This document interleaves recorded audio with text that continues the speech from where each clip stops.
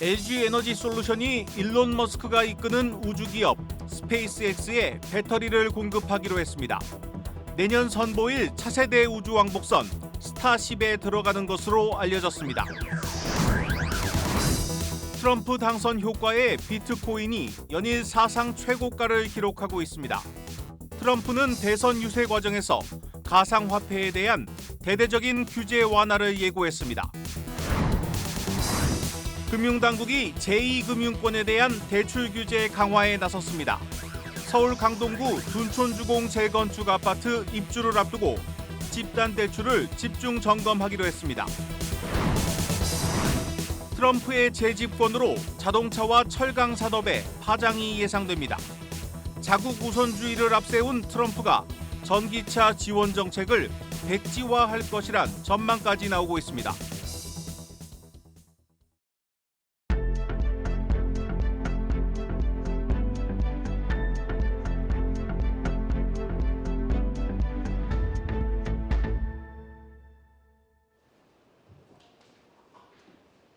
뉴스 플러스 시작합니다. 전기차 수요 둔화 속에 고전하고 있는 LG 에너지 솔루션이 트럼프의 황태자 일론 머스크의 손을 잡았습니다. 일론 머스크가 이끄는 우주기업 스페이스X에 배터리를 공급하기로 하면서 이른바 트럼프발 전기차 리스크에서도 한 발 물러서는 분위기입니다.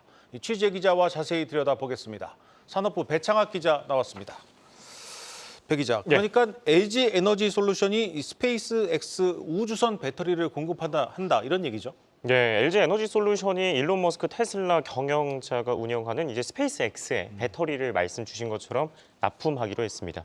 업계에 따르면요, LG 에너지 솔루션은 최근 스페이스X의 의뢰에 따라서 인류 최대 우주선으로 불리는 스페이스X의 스타쉽 우주선에 탑재될 배터리들을 연구 개발 중입니다. 해당 제품들은 원통형 리튬이온 배터리로 이르면 내년 스타쉽의 전력 공급과 보조 동력용으로 쓰이게 됩니다. 우리가 알고 있는 이 전기차 배터리와 우주선 배터리가 상당히 기술 차이가 있다고 알고 있는데 그런 점에서 이번 계약이 상당한 좀 의미가 있겠습니다. 네, LG 솔루션이 이제 전 세계 전기차뿐만 아니라 우주선용 배터리 기술력을 입증하게 됐다는데 이번 수주가 크게 의의가 있습니다. 실제로 우주에서는 땅보다 고사양의 배터리가 쓰여야 합니다. 우주는 압력이 대기압의 60배에 달하고 엔진 온도가 3000도가 넘습니다.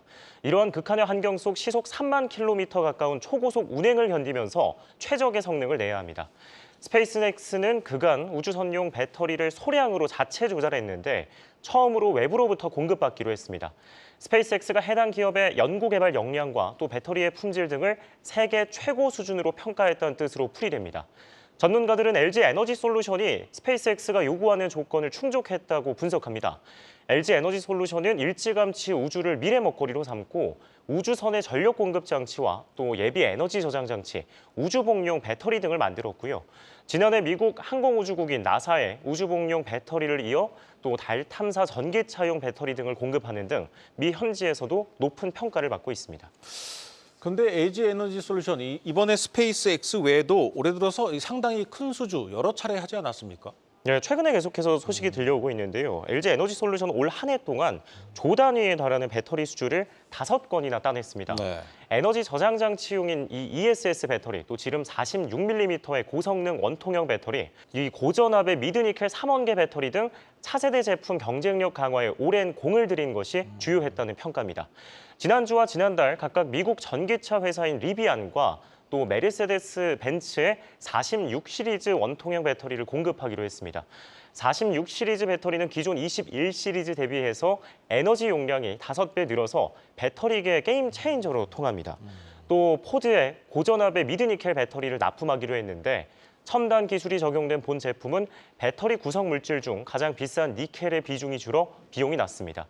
끝으로 지난 5월에는 미국에서 태양광 발전소 사업을 추진 중인 한화큐셀에 에너지 저장 장치 배터리를 공급하기로 하면서 ESS라는 신시장에 진출을 했습니다.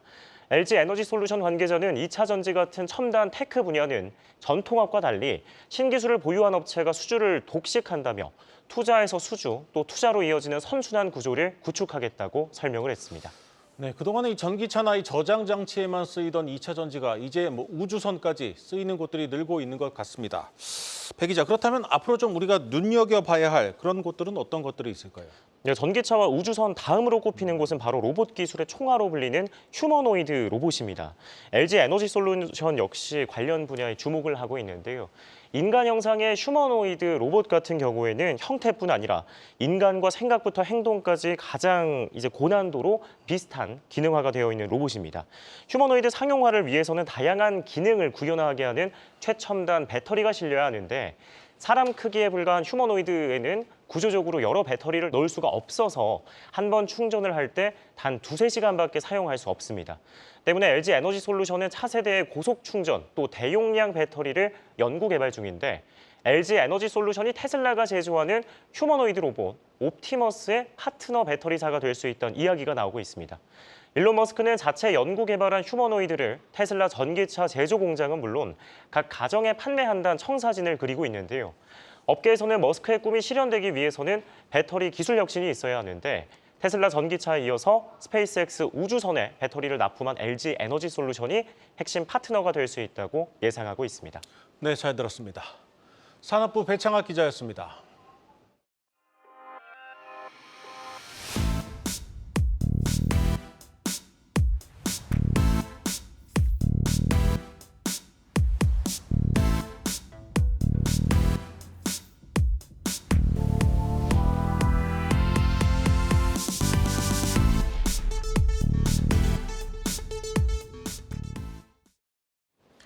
트럼프 전 대통령이 재집권에 성공하면서 자동차와 철강업계가 긴장하고 있습니다. 한층 더 강력해진 자국 우선주의를 앞세운 트럼프가 높은 관세나 수출 제한, 보조금 축소 등 다양한 무역 장벽을 세울 것이란 전망이 나오고 있습니다. 강미선 기자입니다. 트럼프 재집권 이후 한국 자동차와 철강업계는 위기감이 고조되고 있습니다. 한국 자동차 수출의 절반 이상은 미국 시장으로 향합니다. 미국 시장에서의 의존도가 높은 만큼 트럼프 행정부가 10에서 20%의 관세를 부과할 경우 연간 최대 4천억 원의 추가 비용이 발생할 것으로 예상됩니다. 현대차와 기아는 미국 조지아 공장에서의 현지 생산 확대를 통해 관세 부담을 줄이고자 하고 있습니다. 하지만 인플레이션 감축법 개정 가능성으로 인해 전기차 보조금 축소 우려가 제기되면서 전기차 시장 전략의 수정 역시 불가피한 상황입니다. 전기차는 아직 물량이 많지도 않고 2년만 버티면은 그런 가격 동등성 문제도 생길 수 있고 우리 카드로서는 FTA를 체결해 놓은 게 있고. 철강업계 우려는 더 큽니다. 2018년 트럼프 행정부는 한국산 철강 제품에 25% 관세를 부과했지만 절대 쿼터제를 통해 관세 부과를 피할 수 있었습니다. 하지만 이번 재집권으로 인해 다시 쿼터제 또는 더 높은 관세 부과 가능성이 높아지고 있습니다. 그때하고 달리 지금은 중국산 공급광이라는 이슈가 지금 현안이 돼 있는 상황이기 때문에 글로벌 철강 시세가 지금 떨어진 상황에서 미국의 보호주의 조치가 다시 한번 가중된다면 우리 철강 업계의 수출 어떤 여건은 한 단계 더 좀 어려워지는 상황. 포스코와 현대제철은 이에 대응해 미국 내 현지 투자 확대와 친환경 철강 제품 개발을 통한 포트폴리오 다변화를 추진하고 있습니다. 트럼프 재집권은 한국 자동차와 철강업계의 도전과 기회인 동시에 현지 생산 확대와 신속한 대응이 향후 성패를 가를 중요한 열쇠가 될 전망입니다. 한국경제TV 강미선입니다. 가상화폐에 대한 대대적인 규제 완화를 예고한 트럼프의 당선으로 비트코인 가격이 연일 사상 최고가를 기록하고 있습니다. 비트코인이 급등하자 투자자들이 다시 코인 시장에 뛰어들고 있습니다. 박찬휘 기자입니다. 16조 5천억 원. 오늘 오후 2시 기준 국내 5대 가상자산 거래소의 거래대금 총합입니다. 같은 시간 코스피 거래대금 9조 2천억 원, 코스닥 거래대금 5조 8천억 원을 합친 것보다 많습니다. 도널드 트럼프 당선인의 가상자산 규제 완화 정책 시행 기대감에 비트코인 가격이 사상 처음으로 8만 1,000달러를 돌파하는 등 치솟자 투자 자금이 몰리고 있는 겁니다. 비트코인뿐 아니라 이더리움, 도지코인 등 알트코인의 급등세도 가상자산 시장으로의 자금 이동 현상을 부추기고 있습니다. 실제로 지난 일주일 새 코스피와 코스닥 지수가 각각 2.2%, 3.5% 하락한 반면 대표 알트코인인 이더리움은 33.9% 올랐고 도지코인은 86.9%나 폭등했습니다. 월가에서도 비트코인에 대해 긍정적인 전망을 쏟아내고 있습니다. I think Bitcoin's going to hit all-time highs. My basic premise is that ultimately Bitcoin's value will be half of that of all the gold outstanding. 현재 금의 시가총액은 약 17조 달러, 비트코인의 시가총액은 1조 6천억 달러 수준입니다. 월스트리트저널은 공화당이 상하원을 모두 장악하면서 암호화폐 법안이 통과될 가능성이 매우 커졌다며 이에 가상자산 시장에 르네상스가 진행되고 있다고 전했습니다. I think because now, post-halving and now Bitcoin's becoming a lot more relevant, and I think maybe the regulatory overhang is diminishing, that there's a lot of upside from here. 세계 최대 베팅 사이트 폴리마켓에선 연말 비트코인 예상 가격 10만 달러에 베팅한 금액이 6억 5천만 달러, 우리 돈 9천억 원에 달하는 것으로 조사됐습니다. 한국경제TV 박찬입니다. 상장지수 펀드 ETF를 운영하다 1,300억 원대의 손실을 낸 신한투자증권이 내부 규정을 두고도 이를 제대로 지키지 않은 것으로 확인됐습니다. 수익을 더 내려고 무리한 매매를 시도했지만 내부 통제 시스템이 전혀 작동하지 않았습니다. 그런데 같은 일을 하는 다른 증권사들 가운데 아예 규정조차 없는 곳도 있었습니다. 신재근 기자가 단독 취재했습니다. 한국경제TV가 국회 정무위원회 김현정 의원실을 통해 입수한 주요 8개 증권사의 ETF 유동성 공급 운용에 대한 지침입니다. 주문 절차와 제한 사항은 물론 하루 단위로 손익을 리스크 관리와 준법 감시 부서에 통보하도록 하는 내부 통제 절차 등이 명시돼 있습니다. LP가 목적에 맞지 않게 선물 옵션에 투자하다 촉발된 1,300억 원대 신한투자증권 손실 사고의 원인은 운용 지침이 있지만 현장에서 이를 지키지 않았기 때문입니다. 신한투자증권은 지난 2018년 마련한 LP 운용 지침에 리스크 관리 규정을 명확하게 두고 있습니다. 리스크 관리부로부터 부여받은 VAR, 최대 예상 손실액이 하루 단위로 한도를 초과했는지 여부를 확인해서 한도 초과 시 리스크 내규에 따라 처리한다고 명시하고 있지만 결과적으로 제때 걸러내지 못했습니다. 운용 지침이 없는 곳도 있습니다. 한국투자증권은 ETF LP 업무 규정을 별도로 두고 있지 않습니다. 대신 자체 리스크 관리 규정에 의해 총 포지션 한도와 손실 한도 등을 매일 관리하고 있다고 설명합니다. 반면 LP 운용 지침에 각각 일일 점검 절차의 수립 및 운영, 정보 공유, 점검 등의 항목을 두고 리스크 관리를 하고 있는 곳도 있습니다. ETF 시장이 폭발적으로 성장한 결과 LP 운용 자산이 5년 사이 4배 가까이 커지는 등 위험 관리 중요성도 덩달아 높아지고 있습니다. 그러나 회사마다 규정이 모두 다르다 보니 관리 감독에 어려움이 있을 수밖에 없고 또다시 비슷한 사고가 발생할 가능성이 있다는 지적이 나옵니다.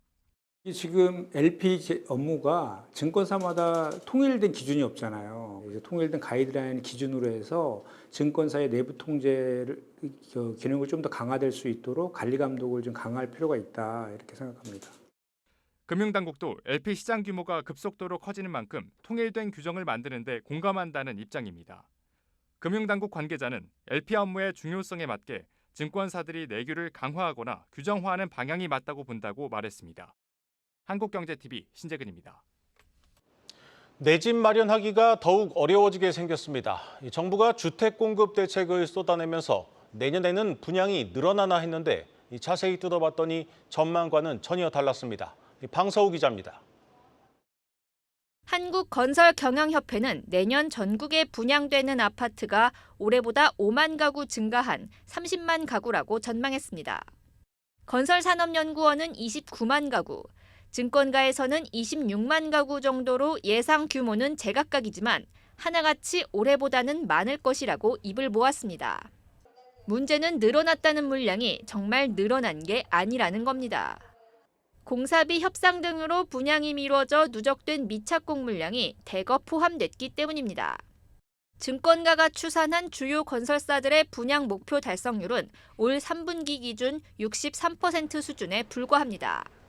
실제로 연간 2만 가구 이상 쏟아내던 GS건설만 해도 올해 15,000가구 정도로 장사를 마칠 예정입니다. 3년 만에 주택 통수장을 맞은 DLENC와 고마진 자체 사업을 앞세운 HDC 현대산업개발마저 목표 대비 분양 실적이 저조합니다. 올해는 특히 11월을 끝으로 분양을 마치는 지역이 적지 않은 만큼 내년에 늘어난다는 물량은 사실상 2월 된 물량으로 봐도 무방하다는 겁니다. 여기에 이미 사업 지연 전적이 있는 3기 신도시 본청약 물량까지 줄줄이 미뤄진다면 내년 분양은 더 줄어들 수밖에 없습니다. 당장 들어갈 수 있는 새 아파트도 씨가 말랐습니다. 내년에는 1000가구 이상 대규모 아파트 단지 입주 물량이 10만 가구를 밑돌면서 12년 만에 가장 적을 전망입니다. 이렇듯 물량은 잠기고 고공행진하는 분양가에 대출 규제까지 겹치는 삼중고가 예상됩니다. 시장의 돈줄 억제는 수요 억제책이 강력한 상황입니다. 주택시장의 흐름이 상대적으로 가격 상승을 주도하고 고급 유효 수요들이 많은 지역, 수도권 위주로만 집중되고 있는 상황이기 때문에 자기 자본을 갖고 충분히 주택을 구입하지 않는다면 내 집 마련은 쉽지는 않을 것으로 보여집니다. 정부는 다음 달 수도권 아파트에 대한 디딤돌 대출 한도를 축소하고 내년 하반기부터는 분양아파트 잔금 대출도 막기로 했습니다. 한국경제TV 방서호입니다. 정부의 대출 규제로 돈 빌리기가 점점 더 어려워지고 있습니다. 은행들이 대출 문턱을 높인 이후 제2금융권으로 사람들이 몰리는 풍선 효과가 나타나자 금융당국이 이번에는 이 금융권에 대한 대출 규제에 착수했습니다. 장슬기 기자입니다. 앞으로 상호금융사나 보험사, 여신금융사 등 2금융권에서의 대출이 더 어려워질 전망입니다. 금융위원회는 오늘 가계부채 점검회의를 열고 올해 남은 기간은 물론 내년에도 2금융권에 가계대출 목표치를 제출받아 관리하는 총량 규제에 나선다고 밝혔습니다. 그간 당국은 은행권의 대출 목표치만 받아 관리해왔으나 최근 은행권의 가계대출 문턱이 높아진 이후 2금융권으로 대출 수요가 몰리는 일명 풍선 효과가 나타났기 때문입니다. 그간 2금융권의 월별 신규 대출 증가액은 6천억에서 7천억 원 수준이었으나 지난달에는 상호금융사의 집단대출과 카드론, 보험계약 대출을 중심으로 무려 2조 7천억 원이나 늘며 3년여 만에 최대치를 나타냈습니다. 특히 당국은 가계부채 증가세가 두드러진 새마을금고와 농협중앙회의 현장 점검을 비롯해 2금융권의 여신심사 가이드라인이 잘 준수되고 있는지 대출 지급 실태를 전반적으로 들여다본다는 방침입니다. 신차를 구입할 때 많게는 1억 원 수준까지 부여되는 신용카드 특별 한도도 규제 대상이 될 전망입니다. 당국은 신차 카드 할부 역시 가계부채 부담으로 작용한다고 보고 한도를 연소득에 따라 차등 조정하는 방안을 검토 중입니다. 아울러 금감원은 오는 14일에도 20개 은행 행장들을 소집해 비공개 회의를 열고 대출 관리에 대한 압박을 이어나갈 예정입니다.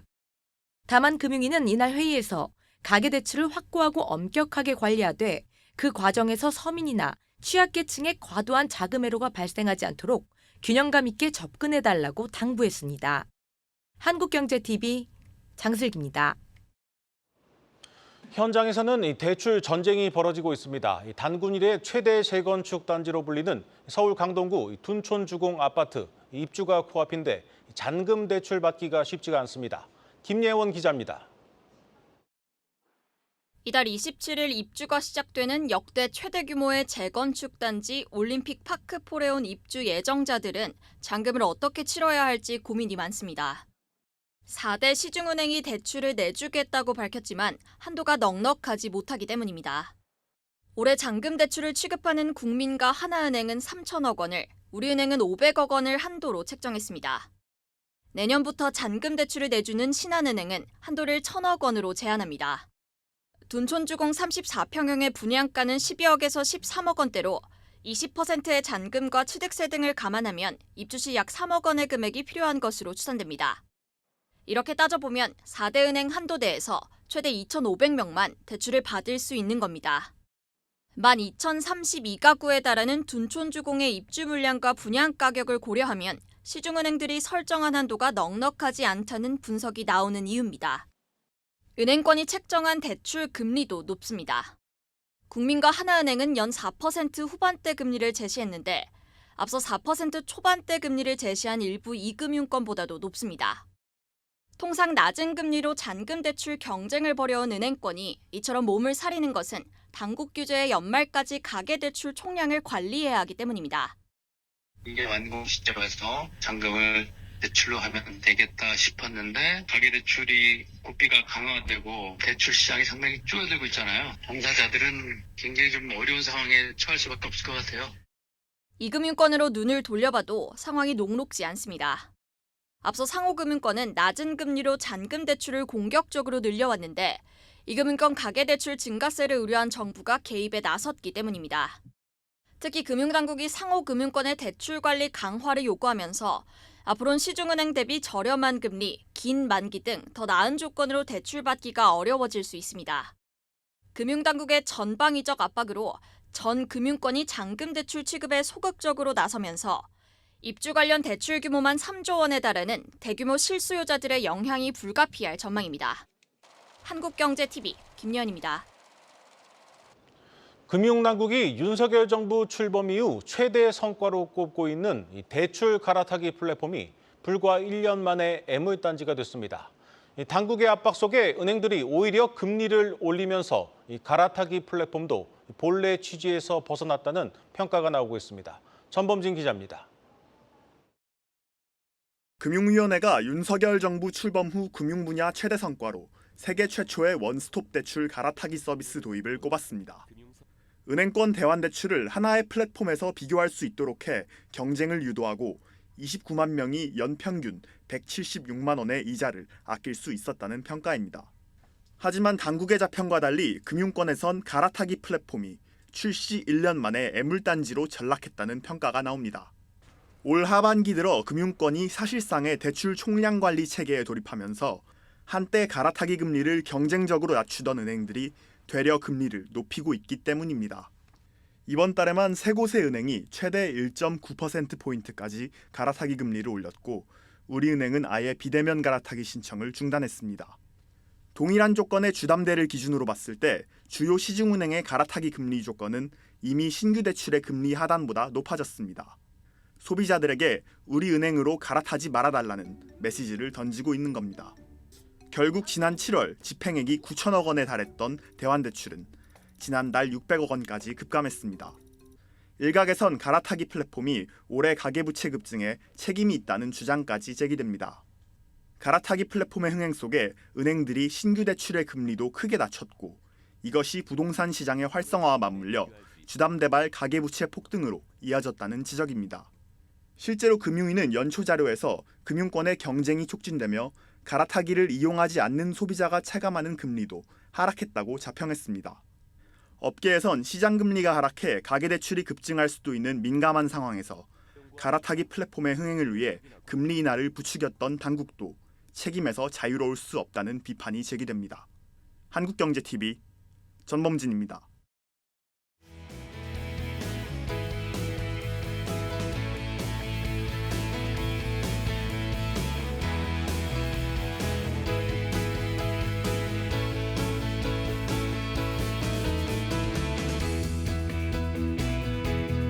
앞으로도 저희 하나금융그룹은 우리 사회 구석구석 도움이 필요한 곳을 찾아 나눔의 온기를 저하는 데 발벗고 나서겠습니다.